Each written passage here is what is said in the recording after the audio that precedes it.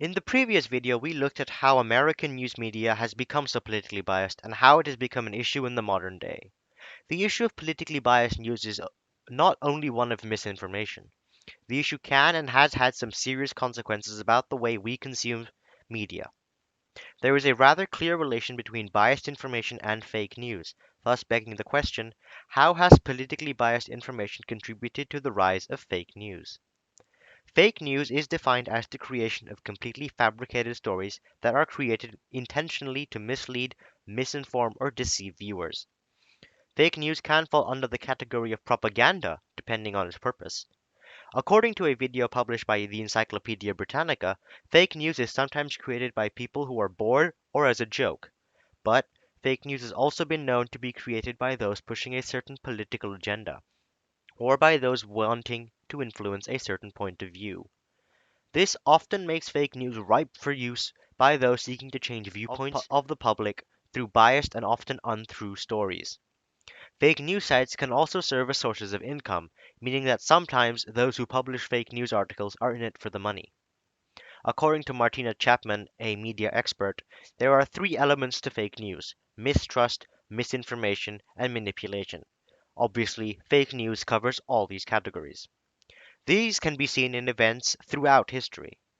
Though fake news in the modern era is largely the consequence of an open and free internet, where anyone and everyone is free to spread their views, fake news has been present in society for many centuries.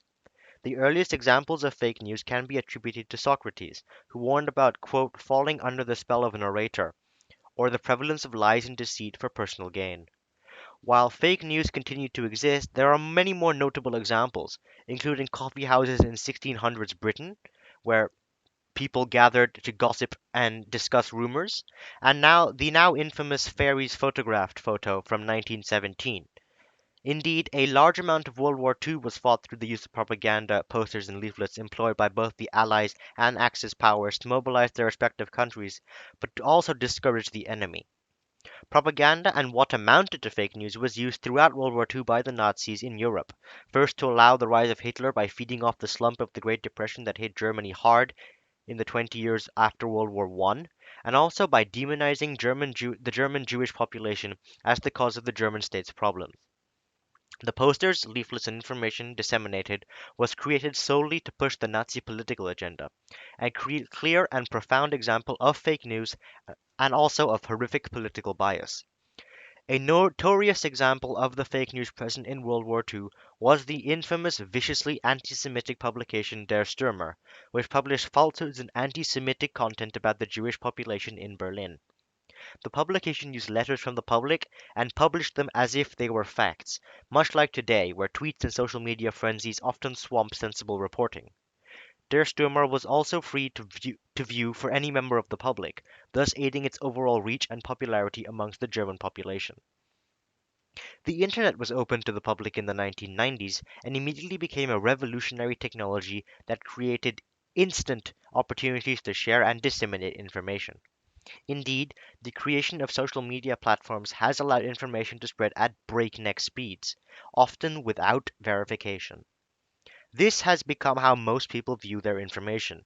A Pew Research study found that 62% of Americans find their news on social media, while 18% do so regularly. Fake news often spreads quickly because of how the internet works. We as humans spread things as a psychological reaction to what we see.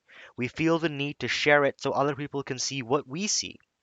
On articles that are fake with salacious, often, quote, clickbait like titles, fake news can spread rapidly, gaining popularity amongst those who don't know better, even if corrections and clarifications are being sent out.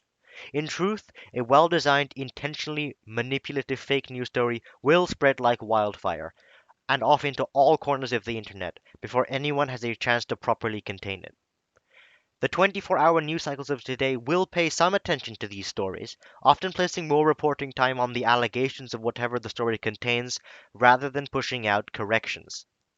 Algorithms on social media networks also focus on the content that is drawing the most views or most popularity, meaning that if something fake goes viral, then the platform itself will advertise it.